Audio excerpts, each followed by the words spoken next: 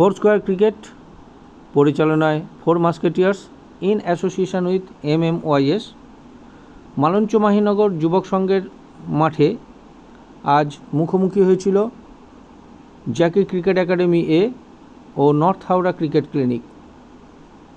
North Howrah cricket clinic টসে জিতে batting করার সিদ্ধান্ত নেয়। এই খেলা পরিচালনা করেন মাননীয় মৃণাল মণ্ডল মহাশয় এবং সুব্রত গিরি। নির্ধারিত 40 ওভারের খেলায় হাওড়া ক্রিকেট ক্লিনিক মাত্র 19 ওভারে 80 রান সংগ্রহ করে অল আউট হয়ে যায়। জ্যাকি ক্রিকেট একাডেমির অঙ্কন পাত্র 4 ওভার বল করে 10 রান দিয়ে 4 উইকেট সংগ্রহ করে।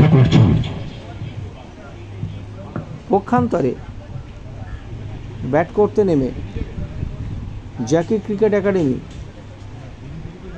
মাত্র 13.5 ওভারে জয়ের জন্য তাদের প্রয়োজনীয় রান সংগ্রহ করে। জ্যাকি ক্রিকেট একাডেমির অর্কদীপ দাস 48 বলে 47 রান সংগ্রহ করে এবং অঙ্কন পাত্র 35 বলে 28 রান সংগ্রহ করে। এই জয়ে মুখ্য ভূমিকা পালন করে অঙ্কন পাত্র জ্যাকি ক্রিকেট একাডেমির। আজকের দিনে ম্যান অফ দ্য ম্যাচ অঙ্কন পাত্র, যার হাতে পুরস্কার তুলে দেয় সৌমেন ঢালি মহাশয়।